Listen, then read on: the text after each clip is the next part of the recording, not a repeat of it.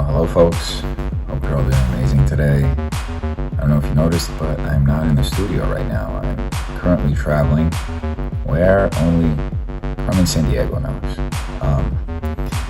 Anyway, I have been thinking about making this video for the last few months. I've been thinking about how to approach the situation, what to say, and I've been reflecting on the events of the last year. I don't think I've ever experienced anything quite like this. Don't even know where to begin. No. We got Steven in the house. Yeah, man. Like I said, some of the hiccups were, Leah and our creative differences on like how to navigate, like what type of content. And at this point, keep in mind, I haven't properly been paid. Yo, what's up, guys? So I uploaded 2 videos today, but one of them is on my other channel. Me and Connor are launching a daily series on Red Fox Comms. We already recorded 6 new videos, so we're going to test that out for a week and see if these videos really gel well with the audience. So go check that out for 6 new videos coming out on Red Fox Comms over the next few days with me and Connor, where we'll be taking a look at some other kinds of topics. Anyway, enjoy this video as well.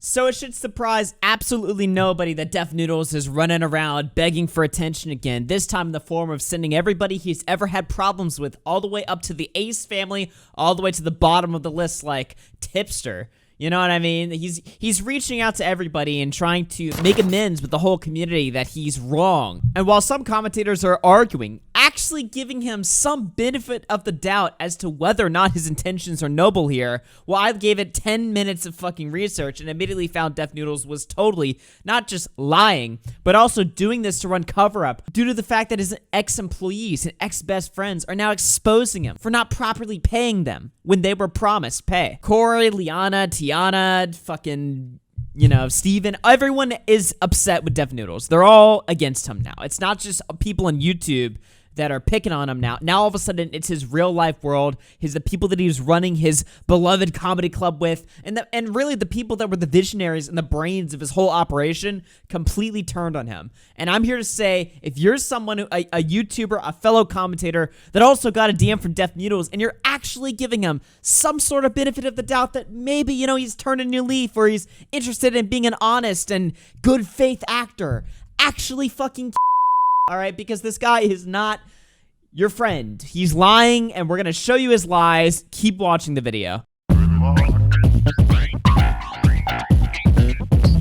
Yeah, I know we haven't checked in with him in a while, but apparently nobody else has either. He's lost 100,000 subs. He used to be at 600K, but he's now at 500K, and his videos are getting views in the few thousands. Holy shit, dude. His channel's dead as fuck. Like, I'm not even joking, dude. When we started the drama with Dennis back in the summer, he was averaging 100,000 views per video, but now new episodes of Irrelevant News are literally irrelevant. 3,000 views, 4,000 views.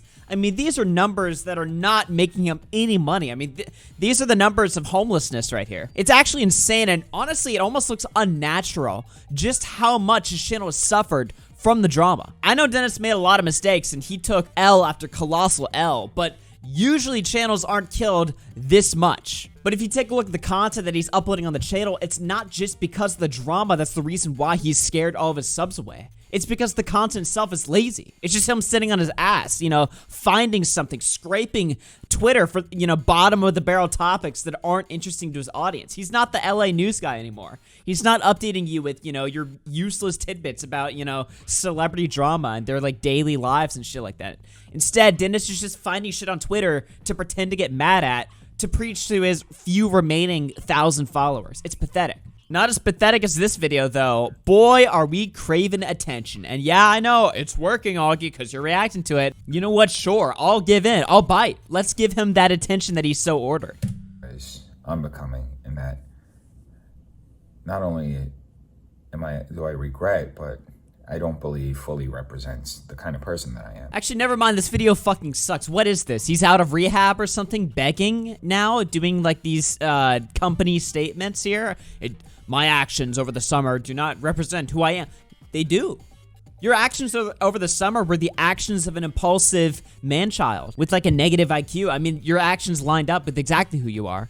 But now he's coming out of the woodwork saying, oh, he's a good person. And if you look at the comments, people are saying, time will tell if this is genuine. Actions are louder than words. Wow, dude. So deep. Oh my God, I love reading the comments, dude. They're so interesting. I used to love irrelevant news. It was the first video I watched every day. I did wonder if the change in your behavior was mental health related. Fucking kill me, dude. Well, I haven't watched your channel in a long time. I do hope you get better. Well, turns out this boring ass apology video isn't the only thing that's been going on. Def Noodles actually went on a smaller YouTuber clout route. This weirdo that everyone makes fun of on Twitter. Apparently, he got an interview with Dennis, all right? And after Dennis went on that guy's show, Steven, if you remember, Skid Row Steve from way back in the Def Noodles roast battle era, well, now he's against Def Noodles. And actually, apparently all of Def Noodles' ex-employees are now against him, and they're telling the world just about how incompetent Dennis is, how much of a man-child he is, how little direction he had, how much lack of experience he had running, a comedy club, how unfunny he was, how unprepared he was, how stressed out he was. They're dumping all of it, but most importantly, the fact that he wasn't even paying any of these people. Yeah, man. Like I said, some of the hiccups were, Leah and our creative differences on like how to navigate, like what type of content. And at this point, keep in mind, I haven't properly been paid, or at least the agreements that we've made as far as payment haven't been reached. So like brand deals and the checks to come in from that. And we're shooting content, which I was told I was going to get paid for shooting content outside of the podcast, which I never got paid for any of those. Then I'm bringing in talent. I'm bringing in Niles. I'm bringing in Marcel. I'm bringing in Corey. I'm bringing out all these people. None of them are being properly paid. So yeah, big surprise. Dennis isn't paying Skid Row Steve, and now Steve's walking out, and well, he doesn't really have many nice things to say about Dennis. But it goes a little bit further than that. I don't think anyone's really too surprised that Dennis wasn't paying anybody. He's not even paying himself. I mean, he's not making any money. But it actually turns out there is one employee that Dennis actually is paying, a social media manager to block people on Twitter. What is he? Literal Pokemon moment. Meanwhile, Dennis is paying somebody like $3,500 a month to essentially be an assistant, but this assistant is supposed to be doing the work that we're doing. Is this but the we're doing the assistant work that for free? is making sure his Twitter looks all nice and blocking all the hateful? Right, that's it. That's it. So you heard that right. $3,500 a month to pay an assistant to run his social media page? What? There's no way Dennis had an assistant running his social media page. This is the same time he was tweeting, insane shit at Papa Gut. But you're telling me he was paying $3,500 for an assistant back then, but not paying his best friends? Now, you already heard a clip of Steven talk about not getting paid and mentioning another assistant, Liana, who wasn't getting paid or whatever. Apparently, Corey, who you also might remember from Def Noodles podcast, isn't happy either. Here too. We got Corey the voice. Corey Young. Corey the voice. Yeah, I mean, How I'm you sure doing? y'all already recognize Corey from the. Corey doesn't want to be talked about at all. Like as far as Dennis, Corey's like, Dennis, keep my name out your mouth, because you can't fire somebody you didn't hire. You wasn't paying Corey. Okay. So yeah, it's just a total fucking circus over there. And this is all coming out now. If you remember 4 months ago, Tiana was the only ex-employee, and Def Noodles was actually threatening to sue her. And he was asked about Tiana recently, and he confirmed that they're still going through legal processes, meaning he can't talk about that whole situation. As I kept watching, this thing with Tiana happen. Now, are you comfortable talking about any of that? I can't really talk about it because it's a legal situation. That is as well. Okay. So he has a bunch of unpaid, angry ex-friends, ex-employees, the same people, by the way, that were there for him during the entire time he was getting canceled and dogpiled by the whole internet. These were his best friends, literally his only friends. They might not have been personally close, but these were his best friends because he wasn't talking to anybody else just by default. But he blew them all away. He wasn't paying them. He wasn't even talking to them and communicating with them. So they were just like, well, fuck this, And they're not even like maliciously going after him or, grifting off of his name. They're just talking openly about what it was like if they're asked, which they have every right to do so. But, we've been beating up Def Noodles a lot, and I actually feel bad for him because he did mention that he actually was feeling suicidal during all the drama that was happening with them. Take a listen to this. I'm going to be very transparent with you. I'm a very depressed person. I've struggled with depression and anxiety my entire life.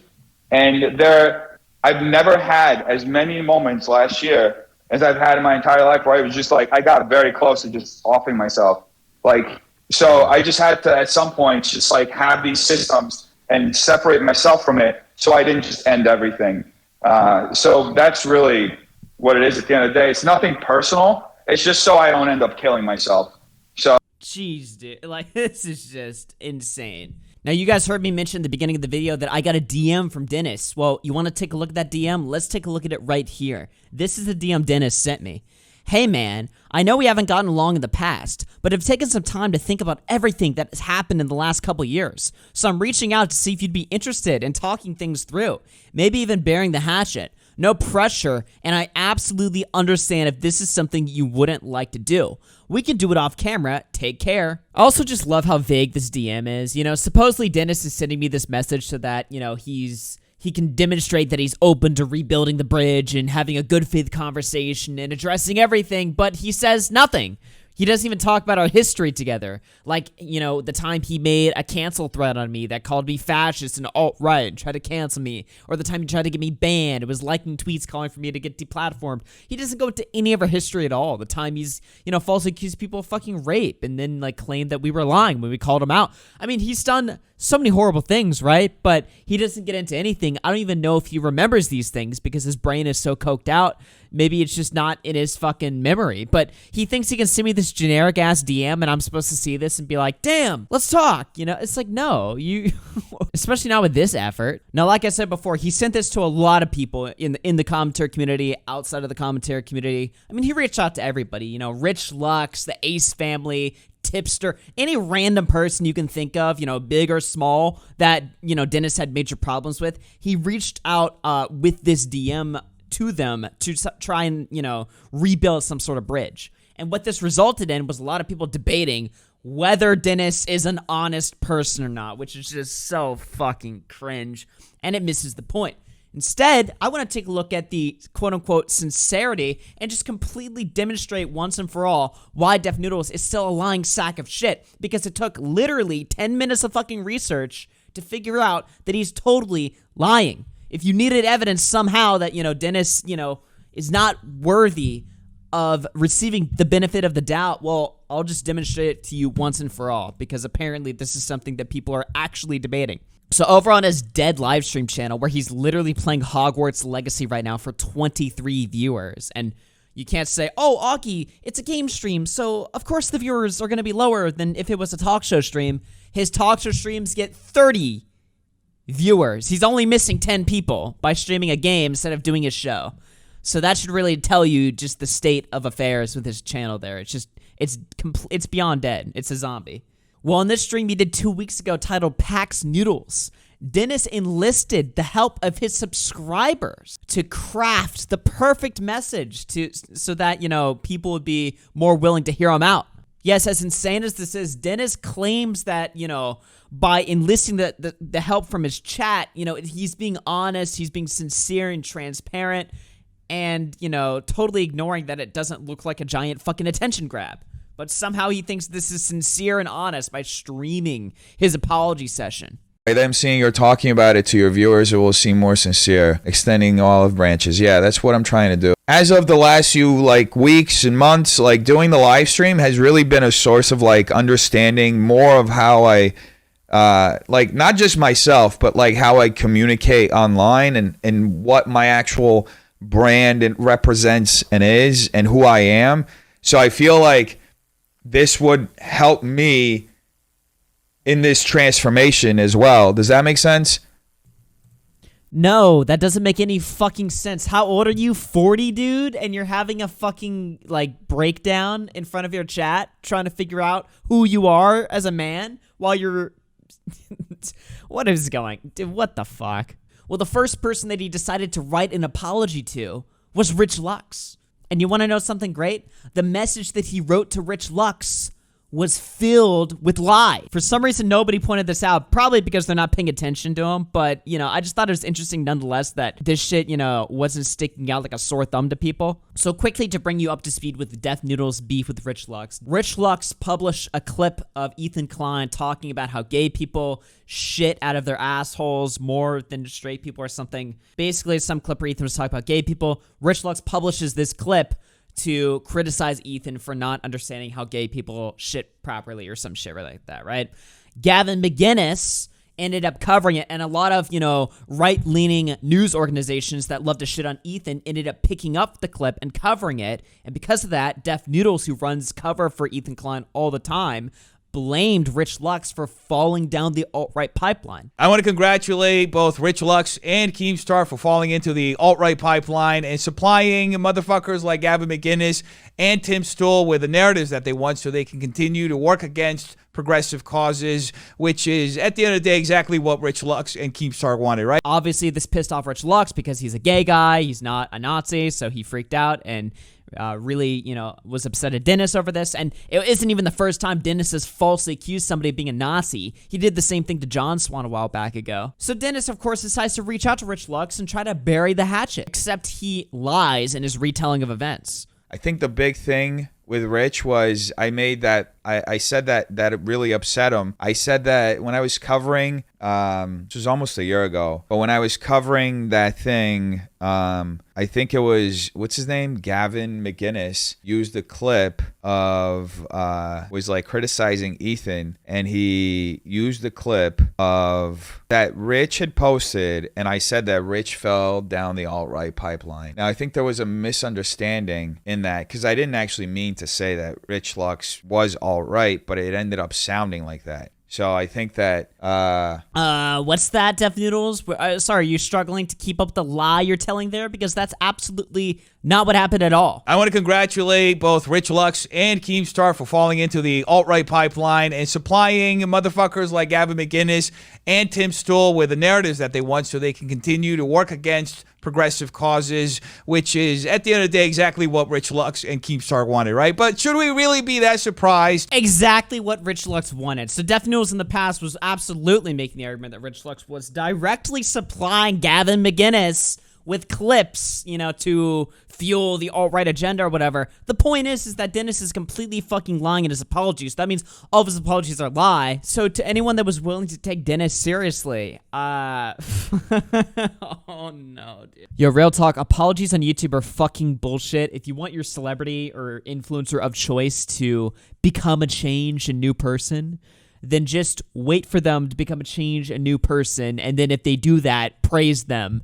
And then if they don't, apologies are literally just formal declarations of saying, hey guys, I have denounced my past and now I'm going to be good.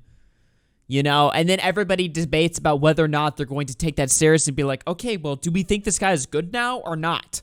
It's just such a stupid conversation. Nobody is good or not, okay? People are mostly representative of their, past 5 actions. So if your past 5 actions are good, then generally people are going to think you're good. And if you've been acting like a fucking asshole recently, then people are going to have problems. It's really that simple. That's going to do it for today's video, everyone. Make sure to hit the like button, follow me on Twitter, and join the new Discord server, discord.gg/allyrc. Already almost up to 1,000 members. Get that shit popping. I'll see you guys in the next video, everyone. Peace out. Like an automatic sip cheap liquor till I'm leaning back with young English. Let me write the chapters. Black Paisley.